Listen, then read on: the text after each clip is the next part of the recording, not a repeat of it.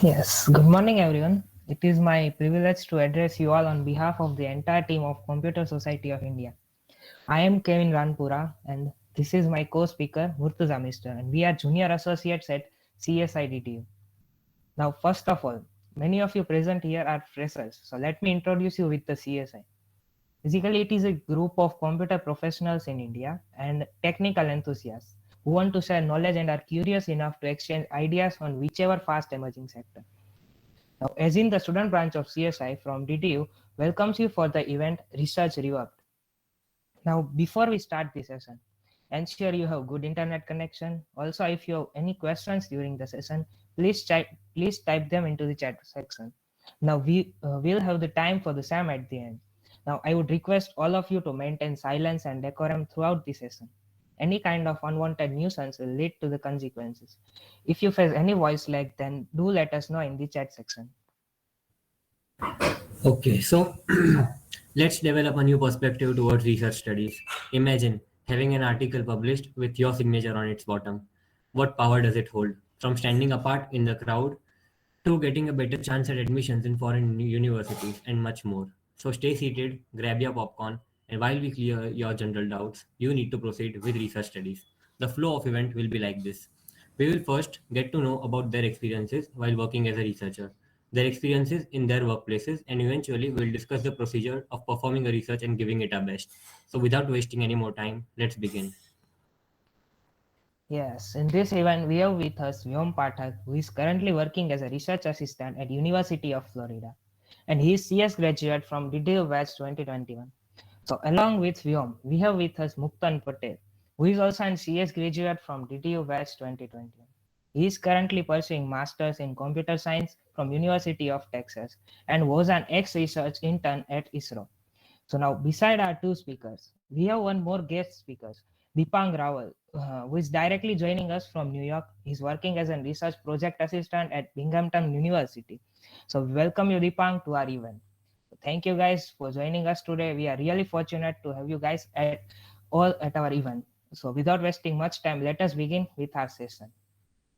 So yes, when did you realize that research was your area and what motivated you to go into the research domain? Hello, everyone. So, um, so research, like when we started, it was not our initial goal, but we were kind of working on something, and we were very curious and enthusiastic about the experiment of like various techniques and algorithms that are involved for the task at hand for us. And initially, I personally felt that research papers were a bit more theoretical and quite boring to read and like well full of jargons, and I had to like search so many words. But once I started gaining knowledge in the field, then I started to realize that research papers are just presentations of idea which are conveyed in some advanced English.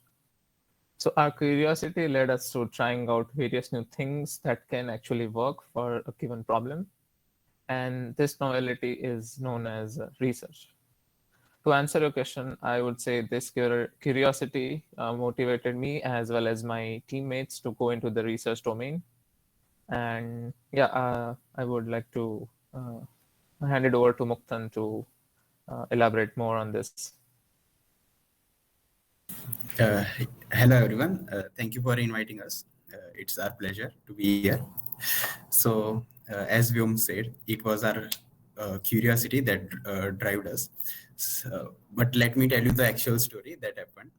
So, we were working on our sixth semester project, that is for SDP, and we were looking on various options that like various good ideas, and we were focused in machine learning domain because we were doing that for like couple of semester, and we tried various Kaggle competitions, like basic Kaggle competitions. We completed a couple of courses over the internet, and thereafter we thought that let's take a major project in this domain. So we went through various possible options, and we selected three of them. And one of them that we finally selected was directly translating the given video into the regional language. And when we break down this complex problem into sub-problem, we found that we had to do some kind of speech recognition, because to translate the initial foreign language to text, and then from text to again the native language. So then we focused on first part, and as we went deeper and deeper, we started exploring various concepts. What are the new technologies? And it was fortune that we had a great guide, the Professor Brijesh Bhatt, and under his guidance, he motivated us to explore various options to adapt these technologies for our native language, that is Gujarati. And we did research on automatic speech recognition for Gujarati language, and we tried to improve the performance of this system that we had. And while reading various things, while reading various resources, we found various interesting topics that helped us to help us throughout this research work. It helped us. It kept us curious, and yeah, that curiosity drove us to make some new innovation in the field.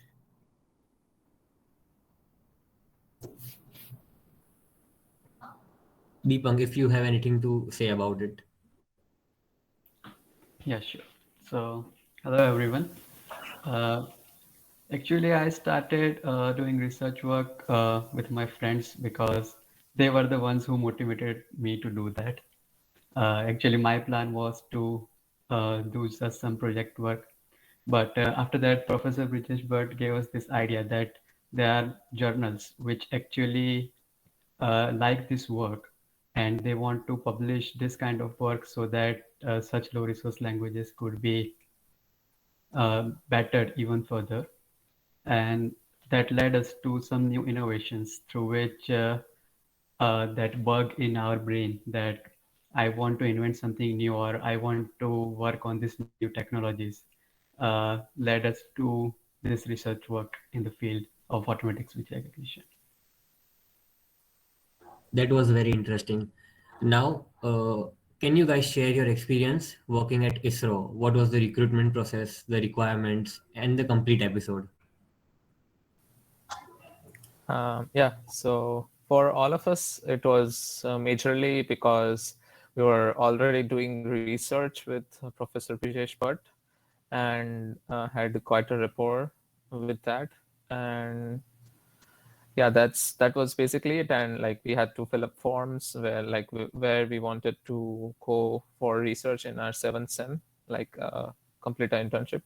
So and we were fortunate enough to get the opportunity because of our head of department, Professor CKV sir, um, uh, like gave recommendation that yeah, they have been researching here, and yeah, fortunately we were selected there.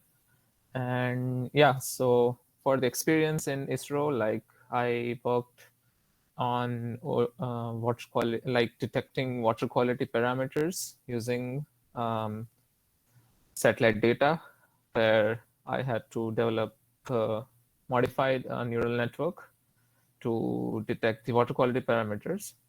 And yeah, I went through like learning about not only machine learning and core CS, but also learning about how water like reacts with like all the impurities inside it, and how it can be detected through wavelengths which are captured with the satellites from the satellite cameras. And yeah, that was a whole experience. And because yeah, that the whole experience of like learning something all outside of domain and like attaching a solution to it, like felt that okay, this field can be used to help so many people. And yeah, that was my good experience. And like I developed a novel method there as well, and got to work with amazing scientists, and through their efforts, like I published a paper in that domain as well, which just got accepted this December.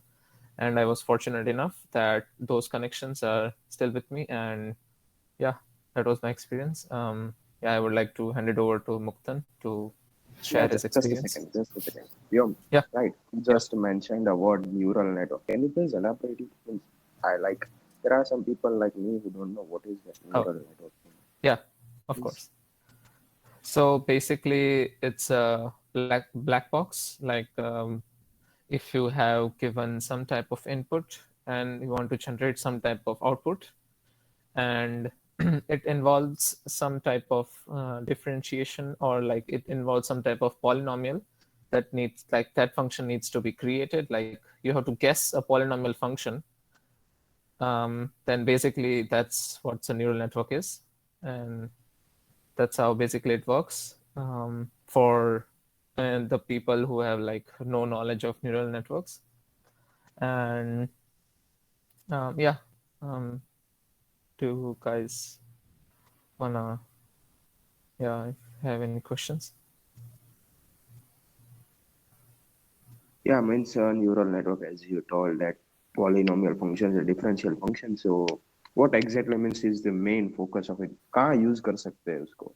मतलब कोई एक example दीजिए. Yeah, so one of the examples would be, as I said, that let's say I'm trying to speak currently, and you want to transcribe it, like in like Google does when you turn on the auto caption. Then what it tries to do is it tries to capture the speech signals, and it tries to send it through the neural network so that you could transcribe the audio. So basically, that's one of the applications of neural network. And let's Oh, thank say, you, Vyom. yeah, I didn't know okay, that means it works like that. Thank you. yeah, for sure. Yeah, I would like to, if no one has any other questions, then I would like to hand it over to Muktan for his experience.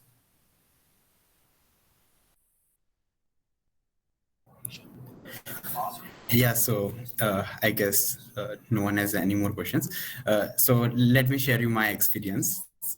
Uh, the process was described perfectly by Vyom. We initially were provided by forms by our university itself through mail that you have to, they provided for institutes basically in Gujarat and over India. So first was Indian Space Research Organization, then second was Physical Research Lab, then third was DRDO, and fourth, not DRDO, it was BISEC, if I correctly remember.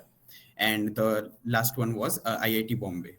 So you have to give your preferences that at which institute you want to do research, and accordingly, once you fill the form, they will do further proceedings. Basically, they will account your current academic scores, then also what all things are you doing currently other than that. So they will account and create one profile. There is one form that they have to fill. Also, the as Vyom mentioned, the LOR of our HOD of the university or the computer department is required. So it is attached with that, and all these applications are sent to ISRO, and they select few candidates each year. So this is the whole process, and after that they reply by email that you have been screened for the internship program at ISRO, and then after thereafter we started our internships. So my project was to create calibration and validation algorithms for the Indian meteorological satellites that measured the precipitation or rainfall, we can say. And I had to calibrate them with the satellites or the data set available from satellites by NASA or JAXA. NASA is basically US's space agency, and JAXA is Japan's space agency. So this is the overview of what I did, and basically inside that, what major steps that I took was I had to standardize both the data sets, basically Indian data sets and the other international or foreign data sets, because after standardization, I can compare them. And how do I compare? I compare them by various statistical parameters. So what are statistical parameters? Those are like RMSE, then R square value bias, then various other than that, there are various statistical parameters, and they are complex for like to explain me right now. So what is an RMSE? If I would have to explain you. So it is like when I plot the data points available from our ISRO satellite over the y-axis, and the data points available from the other satellites, which basically it is a rainfall. So we can plot the rainfall intensities over y-axis and x-axis from both the satellites and see how correlated they are. So if they are highly correlated, then we can say that Indian satellites perform very well compared to other satellites. So this was the overview, but inside that there were for standardization, various algorithms need to be created, because there was no standard approach available that which algorithm to use, which is the best thing. So I had to research and read various research papers and see what are the algorithms that people are currently using and how I can modify them for my purpose, my domain actually. So that was the computer part, and other than computer part, the thing that is rainfall and all. So my guide was Dr. K.N. Babu, helped me understanding and clearing all those basic concepts that how satellites are used to predict the precipitation or rainfall, and how the data set is stored, what are the rain intensities, and as I went deeper into this domain, I figured out that there are various questions that I can find out using the data set available. So I started jotting down those questions, and I started extracting the information from the data set that I had. So one of the example, if I had to give, is that people say generally that in urban areas we do not have high intensity rainfalls compared to the rural areas or in the village. So I actually tested this hypothesis with the data set I had. Then I also tested various hypotheses across the years. Basically, for 2019 and 2020, is the trend same or not? So in research, basically, you need to be curious. You need to ask questions that why this is working, why this is not working, how would it work if I change something, how would it not work, what are the things that change, and we need to we need to have the whole broader prospect, that what are the things and how I can improve on the current work or current foundation that people have already done. So reading research paper helps to build the foundation, and our curiosity helps to build on top of that. So yeah, that was my experience. And I would definitely say, like, if anyone asks me that shall we intern at ISRO, I would encourage them.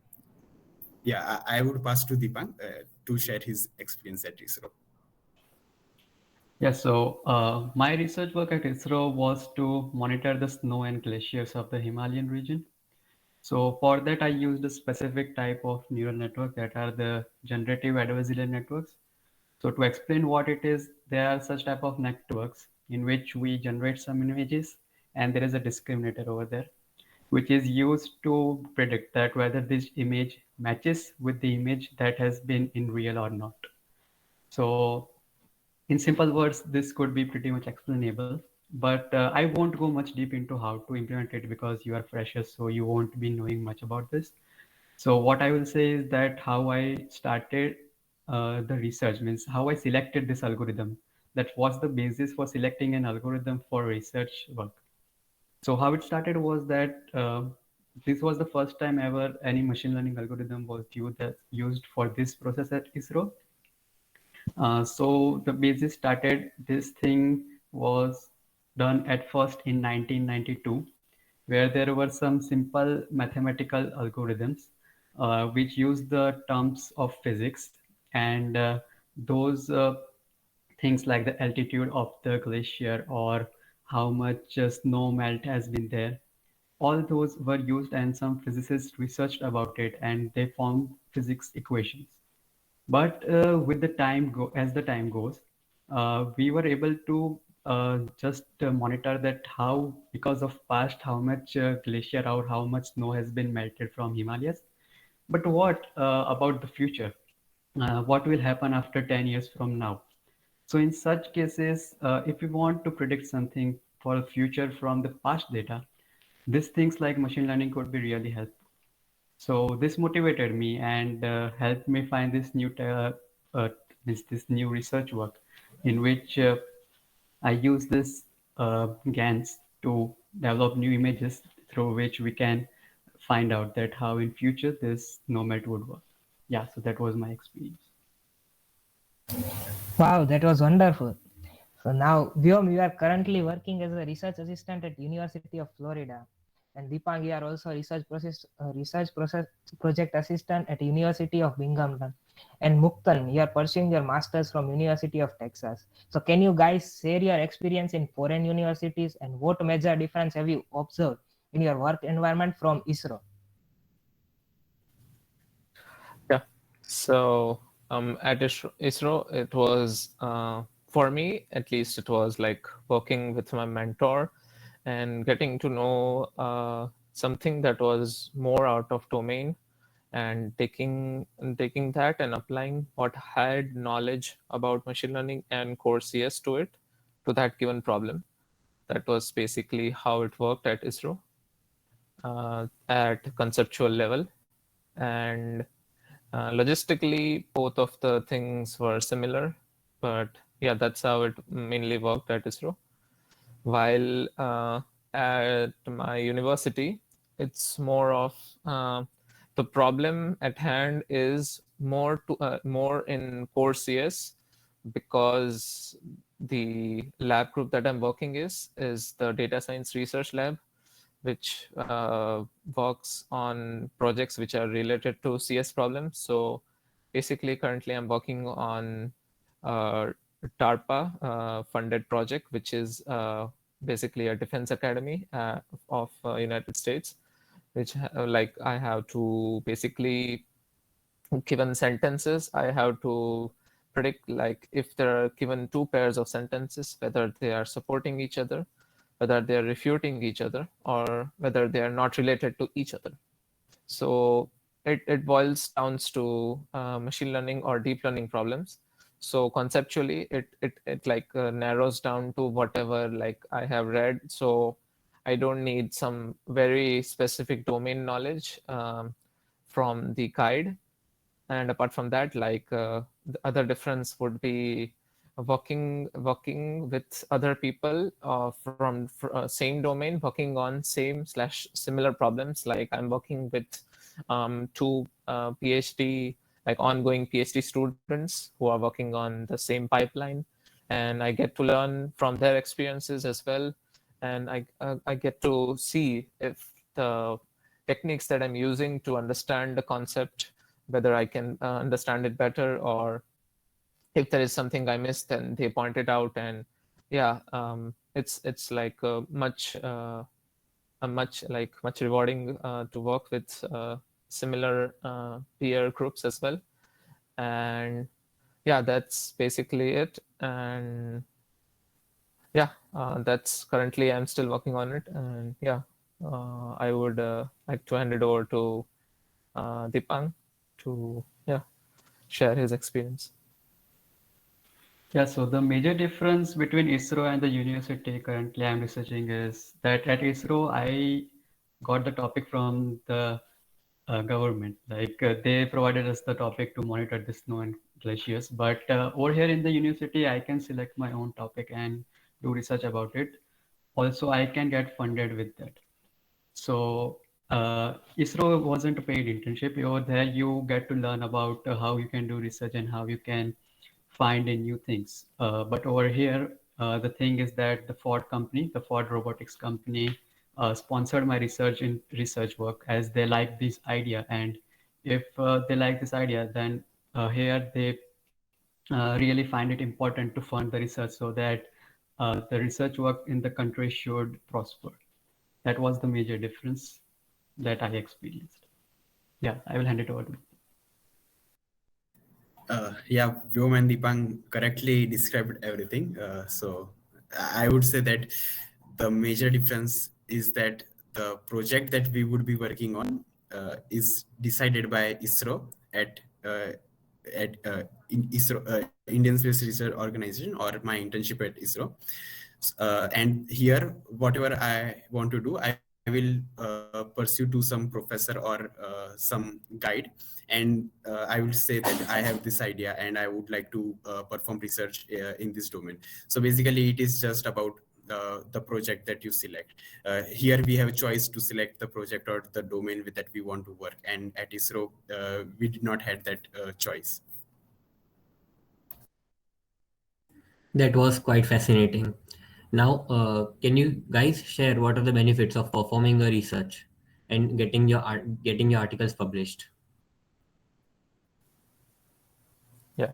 So you just answered the answer, like you just answered your question, like getting your articles published. Like it's an amazing feeling in itself. Like you like people are reading what your innovation is, and that's an exciting feeling. Like you have contributed to something that actually would be developed and be used by someone in the future, or actually help in developing or building something in the future.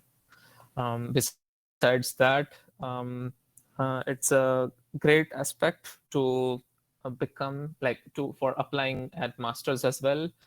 It's like they consider it a very good thing that you are pursuing research or actually doing like writing research paper, which shows how you want to like contribute to the community. You have like novel thoughts and novel ideas, because master like outside our country, like in India, outside India, um, it's mostly about how they see how innovative you are and how you try to think of creative solutions to given problems.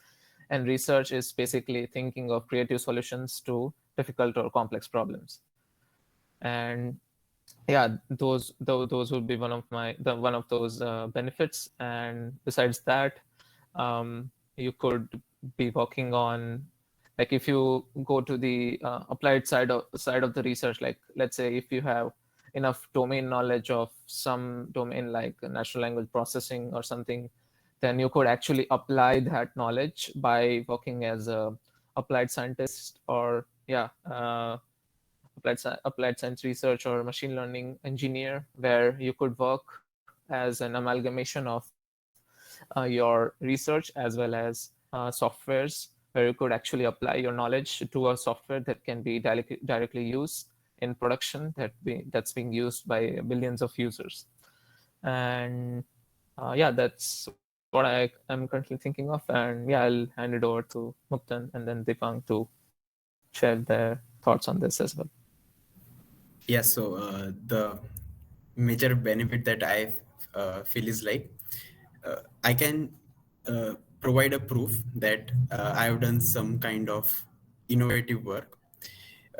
Let's compare it with other projects. Let's say I have done another project, but I cannot present it that it is authentic or not. I can just share that this is my GitHub link and you can watch over, but it does not ensure that it is your own authentic idea, or it is how it is working and what are the results and everything. You may document it, you may write a good readme that has all these things, but there is no association with any standard institute when compared to research work. When we publish our research work, it is aggregated by some standard institute or some conference or some journal.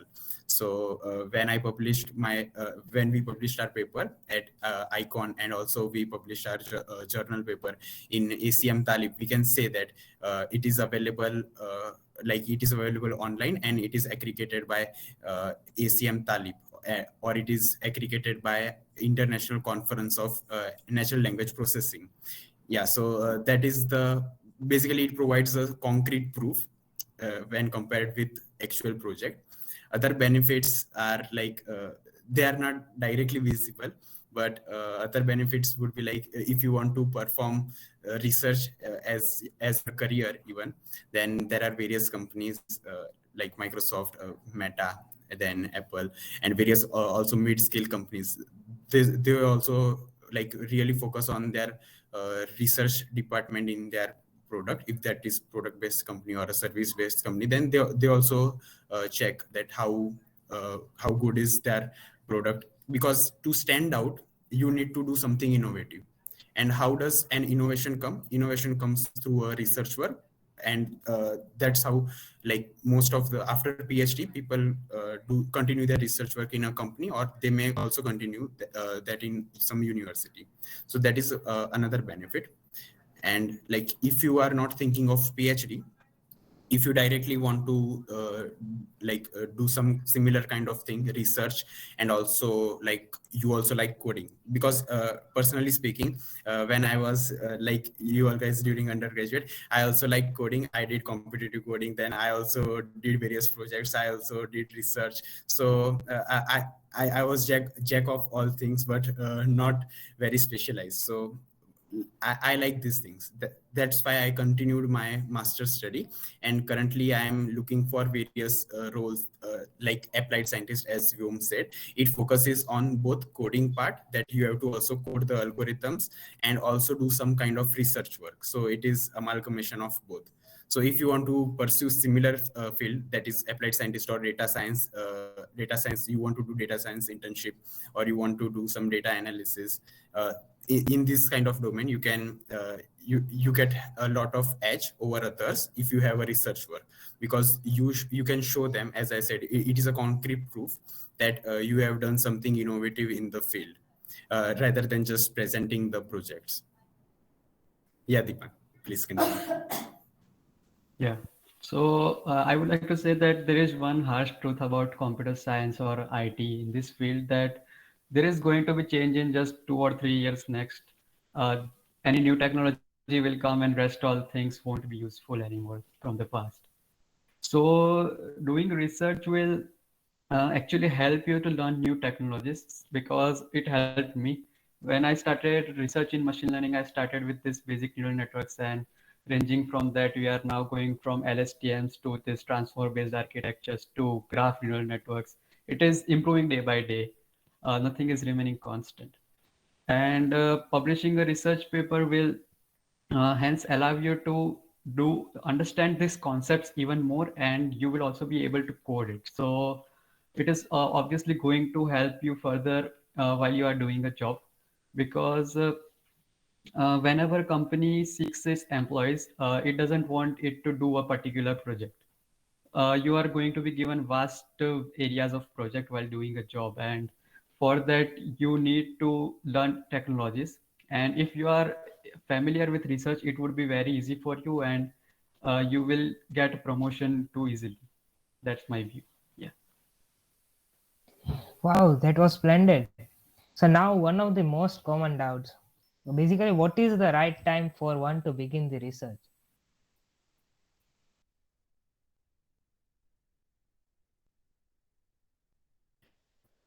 Yeah, so I guess Vyom is busy. Let me answer that. So the best time to start the research is, like, I would say, let me first provide my actual experience. We started, as I said, we started the research work during our 6th semester when we took our SDB project. And at least I was planning to do my master's. So we have to apply during during or like till the 7th semester ending, and various deadlines. If we directly want to join after our undergrad, various applications close around the end of 7th semester. So but publishing a paper, or because there are various stages, you have to like provide them the all the script or drafted document, and then they will review it, then they will ask for some changes, and then there are iterations, like we improve on that, and it takes time to publish, or for the conference it takes time around a year. So I would rather say, if you want to put this thing for your applications for higher studies, not just foreign universities, even if you want to do MTech in India, that is also a good thing. You can add that to your profile. That may improve, because there are some interviews also, and it will help you to better speak during those interviews. And like the time I would say is around 1 year before that you want your actual publication for some applications or some university applications. So I would say it is around 4th semester or 5th semester, an ideal time. And actually speaking, the best time is like once you have the foundation knowledge ready for the domain that you want to explore further, and after that you can start doing this research work. So it is never too late that you won't get late at any time. Even if you start in 7th semester, you would be able to publish after a year. But yeah, at least you will gain some knowledge. And even if you are not able to publish it completely, what you can do is you can write down that I am working on this research work under this guide, and currently it is in press or it is in review phase. So you can mention the phase if you are not having the concrete link. So anytime is fine, but what is the important thing is that you should be comfortable with the basic foundations so that you can read various state of the art papers and current research that is going on. Otherwise it would be just jargon, as Vyom said, like you won't able to comprehend what it is written. All the equations will be like flying around. Okay, so that was my suggestion to start. I would ask Vyom and Dipang to further add on to it.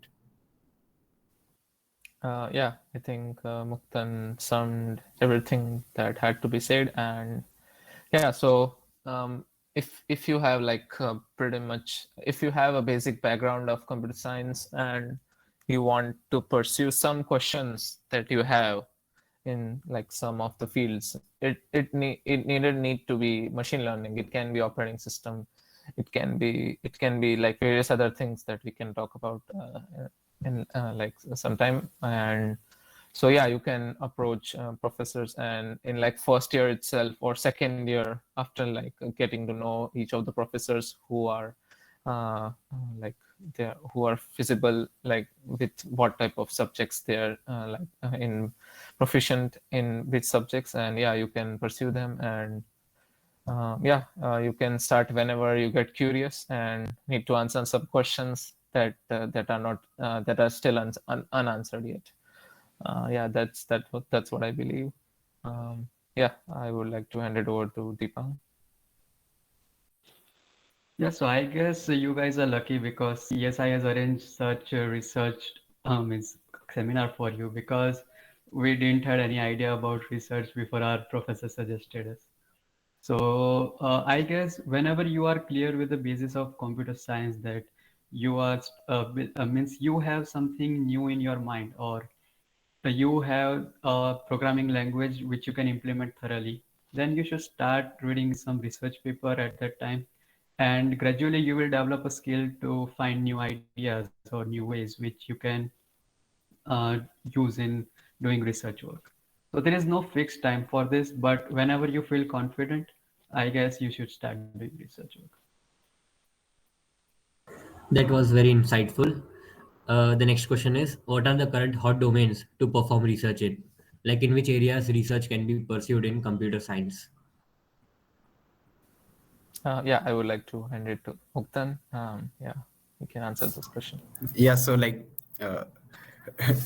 it's as I said, it is about your curiosity. It's not about what is trending. So whatever you are curious, you should start. But like if you want to know the trend, then trend is like currently an NLP, that is natural language processing, then computer vision, that is ability for machines to see, analyze, and detect things. Yeah, so these domains are booming. Also the cryptocurrency domain is also booming, because NFT, then that thing. And also security is also really booming, and it will remain constant for the whole period, because there is metaverse coming on. Then there will be technologies coming up, and there will be some or other loopholes to it. So I would say that whichever domain fascinates you, or whichever domain you are curious in, try to explore that. Try to see that is that the real thing that you want to pursue further. And if that's the domain that you want to pursue further, then just go for it. So can any one of you tell that where can we find these research papers? Like, means if I am interested in security, cyber security or penetration testing, so where can I find those research papers related to it? Means, Yeah, so I would say that don't start directly with a research paper. Initially, as I said, first try to build your foundation, and foundation can be built with various courses. We have NIS, that is Information Security lecture course. And once you are through that and you have some basic knowledge, then you can try to read various articles. And after reading and getting this foundation clear, you can see in that domain, because as you said, security is vast in itself. You cannot like say, I want to do research, I want to read a research paper in security has various, like it has cryptography, then also it has a secure network, and various other parts in inside. So you need to figure out what thing is fascinating you, and once you do that, you can use the Google Scholar. That is a great gateway, and you can search the keyword that you want to find, and it will provide you all the papers regarding that. And what I would suggest is try to sort them by citations or the views or downloads, because most of the state of art like research work would have high citation, and you would gain more knowledge about the domain. yeah, thank you, Muktan, and thank you, Vyom and Dipang, for providing the links.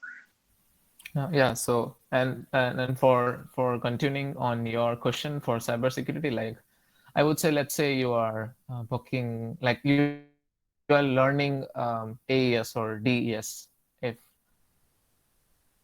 that's the systems to work on. So let's say you have, like, you understood the whole system correctly, and you can, like, if anyone asks you even at 2 a.m., like, you can describe the whole system, and at that point you feel that I would like to really know, like, who actually invented this stuff.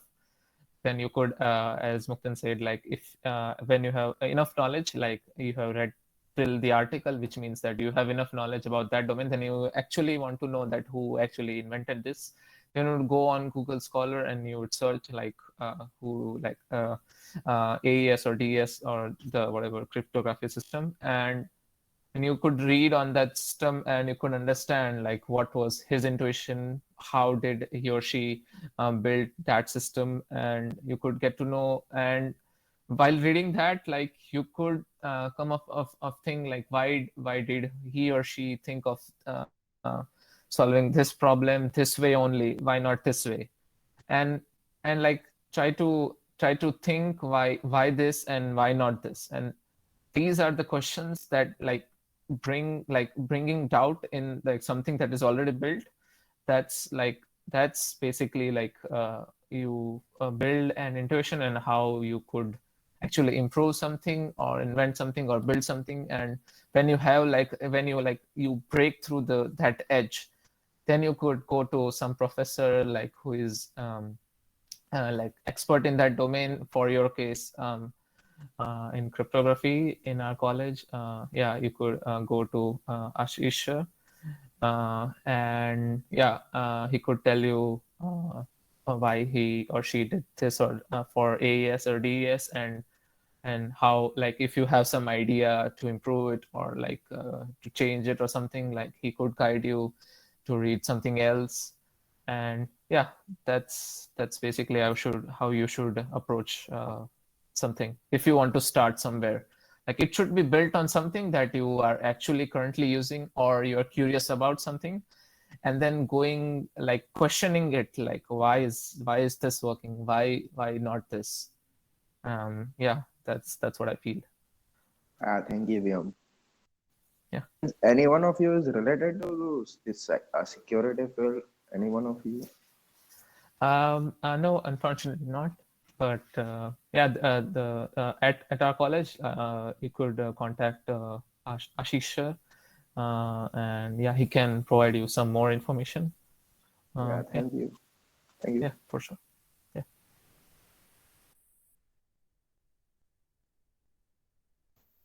Yes, that was awesome.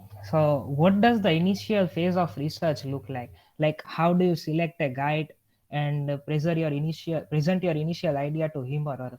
Also, can you describe what are the steps involved in performing research, from selecting the topic to getting guidance and finally publishing it? Yeah, I will hand it over to Muktan and then Dibang to answer this. Yeah, so I would say about talking about the initial phase. The initial phase was for us. Actually, it was during our sixth semester. As I said, we were working on project, and we got like uh, a- BSB sir asked us that can you mold this thing in some innovative way so that you can enhance this system for Gujarati language, and that's how we went towards the reading various papers, then reading various articles, gaining knowledge, and also discussing it with our guide, that is Professor BSB sir. Then after that, once we were strong with our foundations, we started prototyping it, that various paper or the selected paper. Then we prototyped it and we saw and analyzed that how it is working for some small data set. And then also then we were in continuous contact with our guide, that what should we do, then how should we proceed and all that. So he guided us very well, I would say. And in general, if I would have to speak about the initial whole process, then it is like that. You start reading the basic concepts, then you try to prototype them.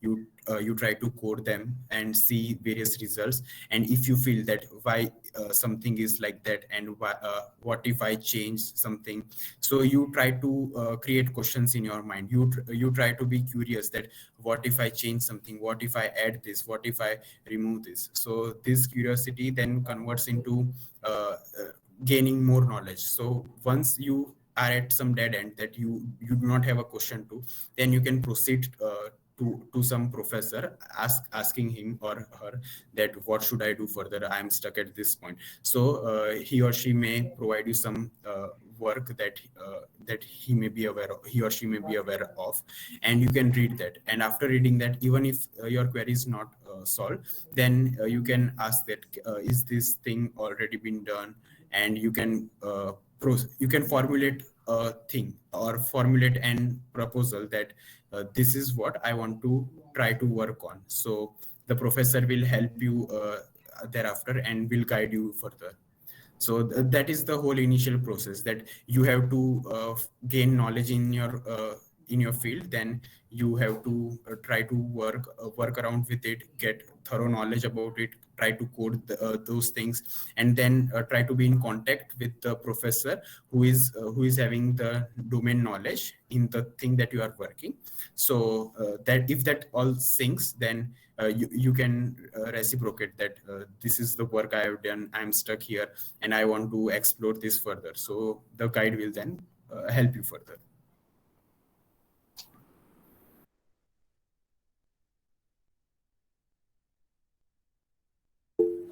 Those were really noteworthy points. Deepang, do you have to say anything more? If you have to add anything more into it. No, I guess Muktan covered everything, and you can find the link in which there is a list of professors who have the research interest, which might be your research interest too.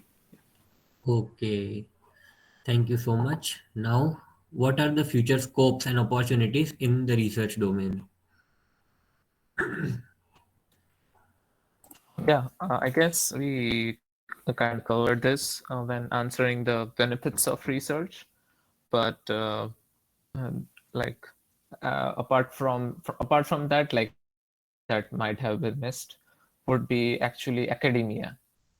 Like if you actually like are passionate about just doing research and like working with other like two of your peers and working in a environment where you get to actually teach other people and as well as like work with students, then you could actually become research professor, where you could work with PhD students or master students on problems that they have defined, that you are defined, and you could work with grants by several foundations and several companies that fund your problems, as Dipang said.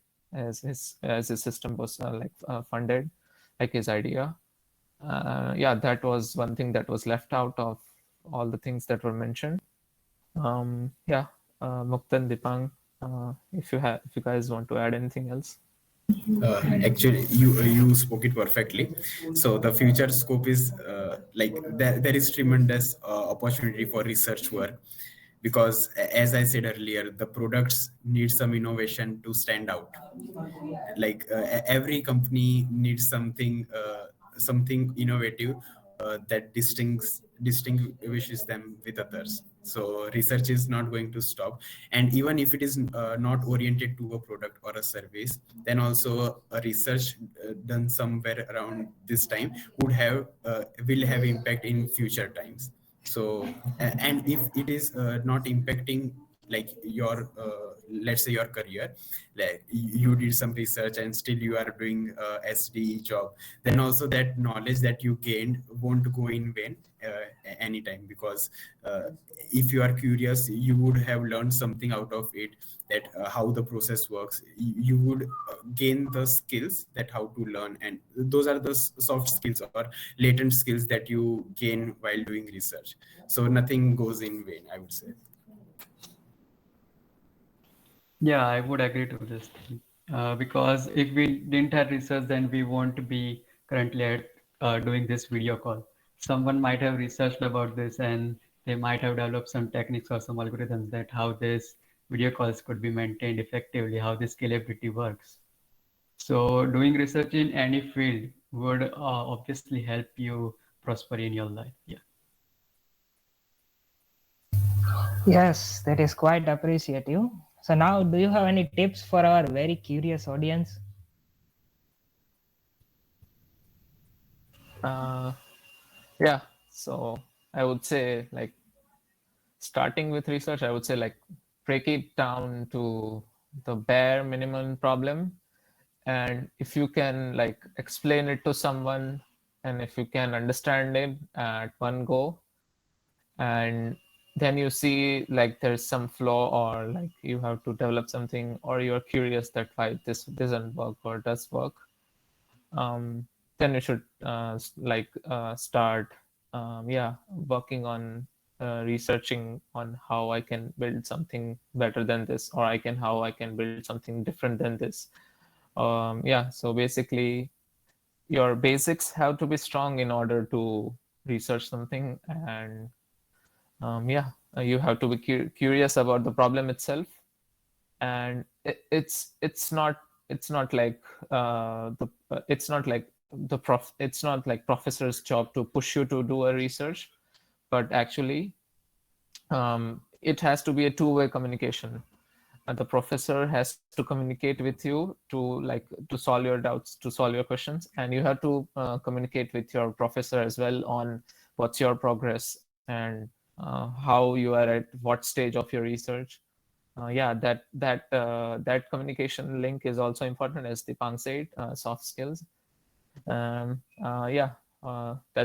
my take. I will hand it over to Muktan and Dipang for their take as well. Yeah. So Vyom described that what should be the motivation behind the research, then how should you build your foundation, then how should you on top of that start asking questions, be curious, and then pursue the respective professor. And as Vyom has provided you the link for the professors and their research interest, you can check that out, that which professor is aligning with your research interest. Then you can meet them at during the lab or after lab, or during after the lectures, so that you get a clear like you can communicate your problems and everything. The other thing that from my experience that I had here over in the University of Texas at Dallas, I would say every semester we have the research thing. Basically, there is a ACM community here, ACM group like CSI and DSC as we have at DDU. We have ACM, and they do a 12-week initiative or a semester long initiative, and they go to various professors and ask about the most interesting topic or the interesting research topic they are interested in, and they would like to help to guide a team. And afterwards they open up the applications, and they let's say they get 50 applications. Out of them they select few candidates. Let's say they select 20 a candidate of 20, and they will split them into teams of 4 or 5 people. So, and each of a team will be assigned to one research project, and at the end of the semester they will be provided to present their research work or the work they have done, and the uh, professor or the faculty that provided the topic will constantly guiding them to improve the things. So that is the collaborative way to perform research also. And if you are not able to publish something, you will at least gain some good amount of knowledge in the field, and also you will definitely create some kind of project out of it, and you can mention it somewhere. So this was a really good initiative. I'm mentioning I'm posting the link in the comment section, and how it is done and what it is, so you guys can check that out. I would suggest that. And another thing that I would suggest to university, actually this thing is that provide a portal regarding each and every professor about their interest, that what all publications they have presented, where they have presented. So anyone who wants to reach out, any student who wants to reach out would get to know that this is the perfect professor that I should reach out to. So that is the another point that I would say we can improve, so to better foster a good research community at DDU. Yeah, and that's it. Just be curious and try exploring things, breaking things, and definitely you will be able to do innovation.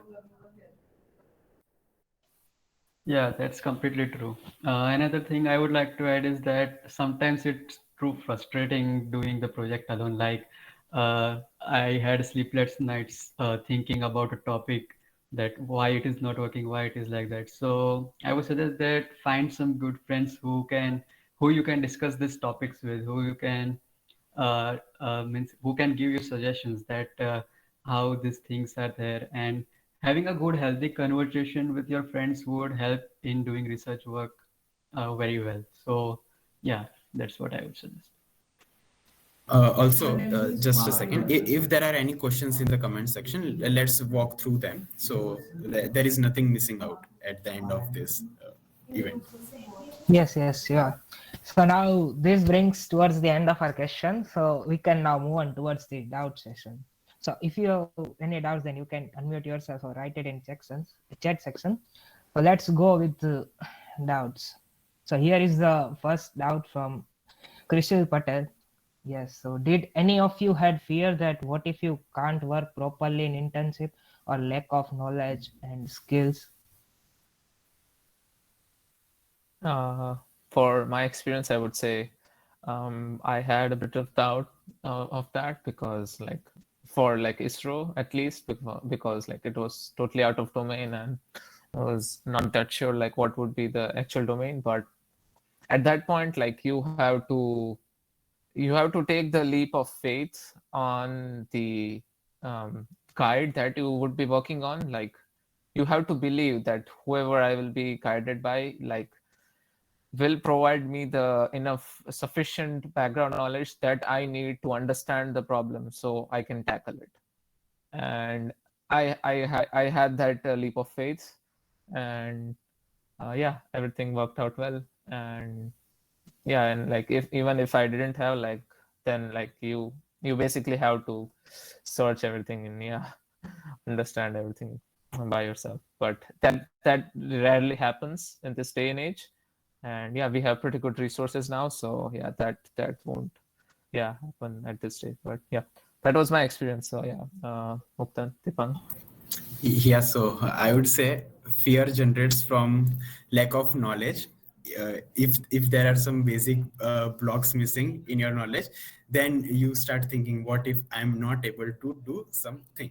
So I would say if you feel such kind of thing, then definitely try to invest more time on the project and more time on your internship, and try to figure out and get your basics clear. Once your basics are clear, everything will follow on. Everything will be smoother after, and you won't be fear. You won't be fearful during your internship. So major thing is, if you are fearful, get your basics right. Notice the things that what is making you fear.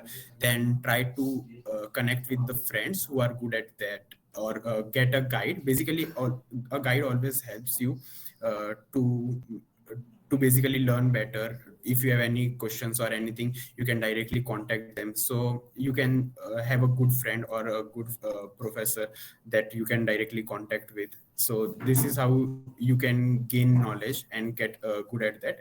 And once you are good at that, you won't have any fear, I would say.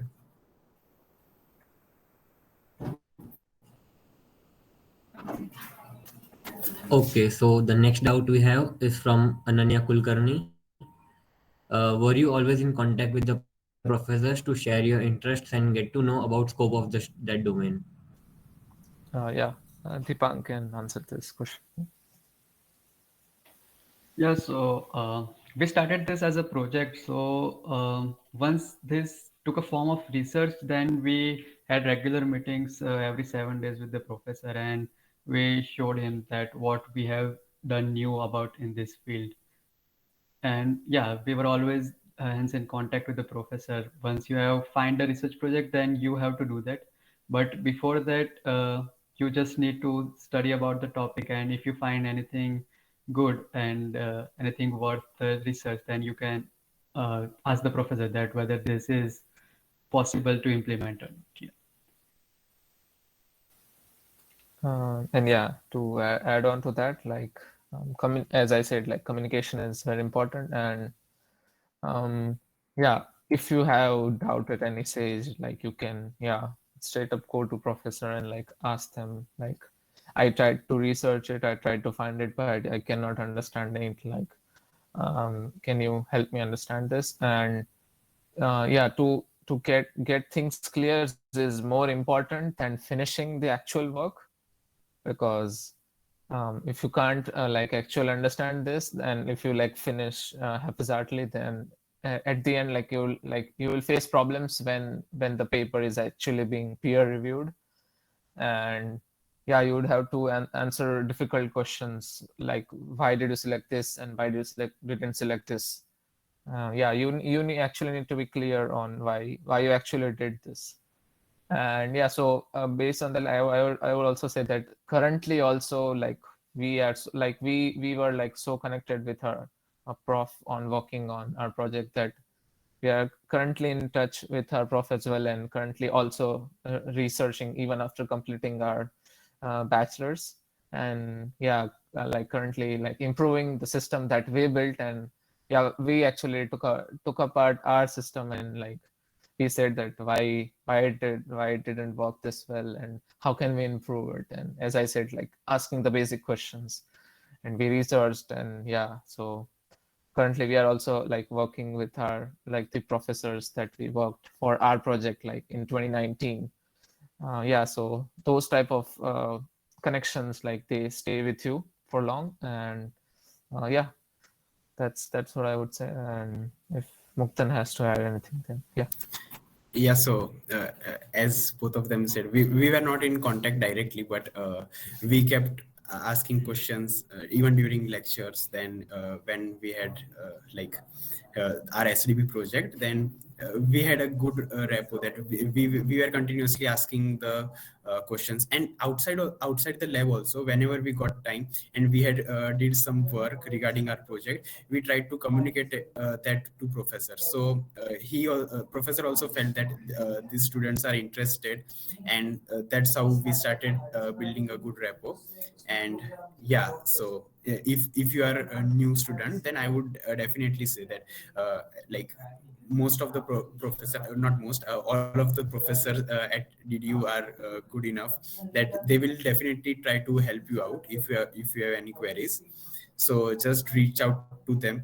And at max what the worst could happen is they would say no, and that's not a problem because you can try gaining the knowledge. Yeah.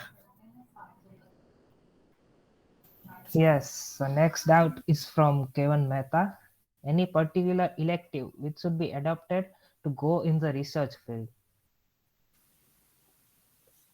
Any elective, like I would say, you have to be like, there's a lot of writing involved.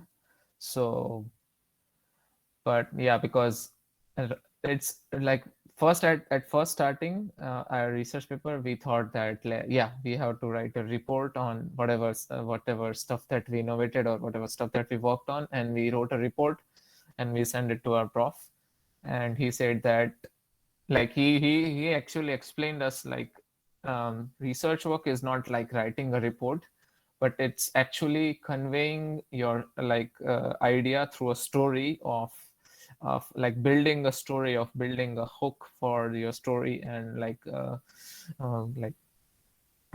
making them understand what you are saying. And yeah, that's so one of the things would be you need to be a little bit interested in writing. And yeah, that's what I would. And then it would be basics of whatever field that you want to pursue research on. Like if it's machine learning, then like mathematics, probability, statistics, those are very important.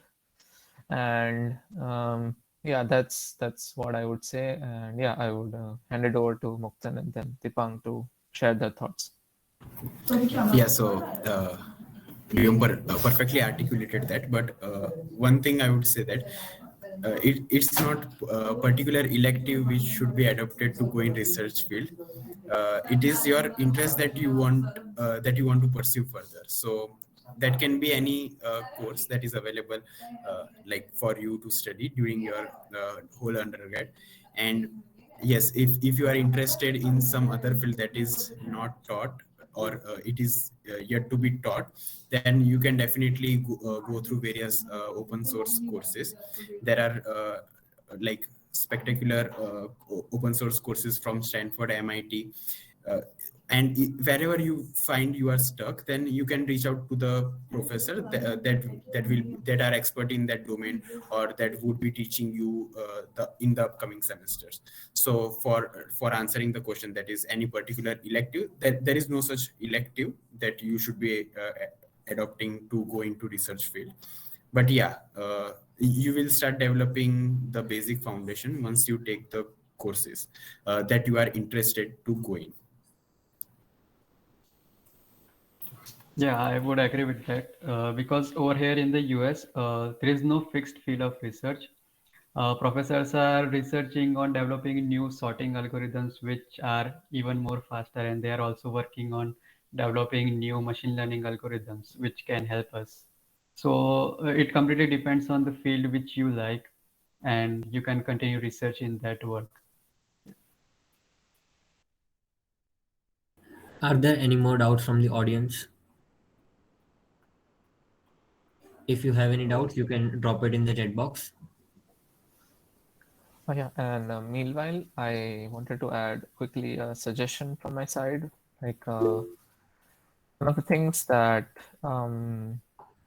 yeah we missed was actually like if you actually like you can actually approach research in like summers and like time offs, like if there is no still like it's built in our college, like you could actually go to our outside colleges like IITs and NITs. You could go to their website, you could look at their research problems, you could approach their professors, you could say that I'm really interested in this and this background. I and propose them a rough solution and say that yeah we can chat about it and see where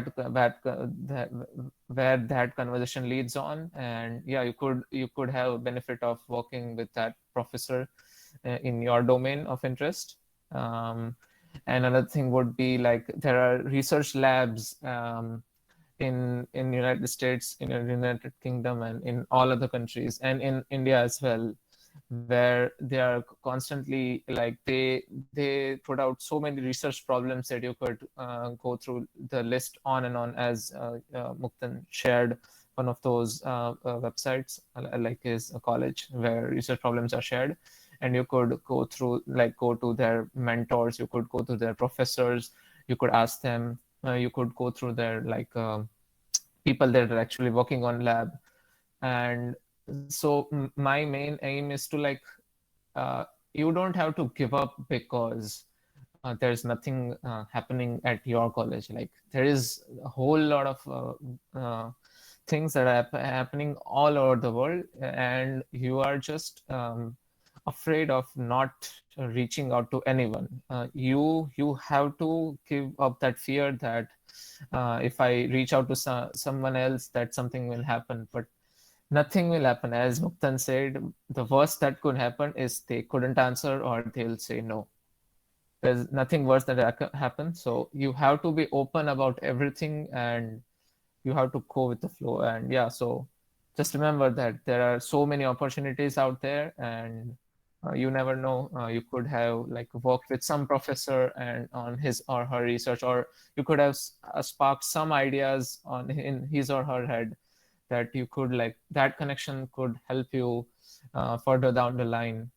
And that thing is like encouraged in like all other countries and all other states, I believe. But that's one of those things that like we had faced problem, like we didn't reach out to anyone. But yeah, I would encourage to reach out to anyone that you seem that, oh, that I can work with him or her, like if those problems that they're working on, or if you're interested to work on some problem that you think of, then you can propose that problem. And there is like a big whole community of people working on this, so you are not alone in this. And that's what I would like to end on the thing. I also like, as you said, do not fear. During my undergrad also, whenever our lectures were online, I used to hesitate to ask any questions directly in the chat. Like I used to say I will just figure out by searching over internet. I'm pretty sure that most of you guys also feel the same thing. So what I would like to say is that just remove that fear, ask the question, because if you suppress your curiosity at this time, you will keep on doing that, and you are just suppressing your curiosity, thinking about what others will think. So I would discourage you doing that. Just ask the questions, even though if it is a smallest, or even if it is the dumbest question, it doesn't matter. At least you are clear that your foundations and your basics are clear. Then you can, once your basics and foundations are clear, you can ask better questions. So that thing will improve by time. So if you are asking dumb question right now, it won't be that you will only be asking the dumb questions. Once your foundations are clear, once you are having some basic knowledge, then you can ask the complex question. And if that complex question triggers curiosity for professor, then you would have some good repo, and you can start working on building on top of that how to approach that question, then how to deal with that. And that's how innovation goes on. Yeah, so I would say definitely never be shy to like ask questions and approach to people, or to get a guide from.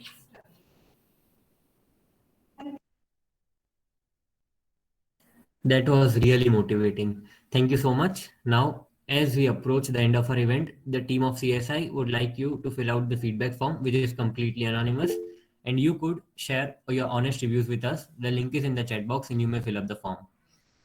This event wouldn't have been possible without our guest speakers, Vyom Pathak, Deepang Rawal, and Muktan Patel. A big thanks to all of you.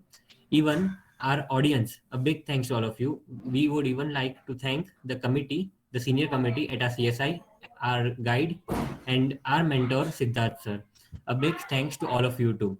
We conclude the event. thank you everyone for attending. It was a pleasure to meet you all. Thank you so much for taking out time for us. Yeah, have a nice day and let the ideas flow, I would say. Sure. Thank you everyone for joining the meet, and yeah, just be curious. Okay.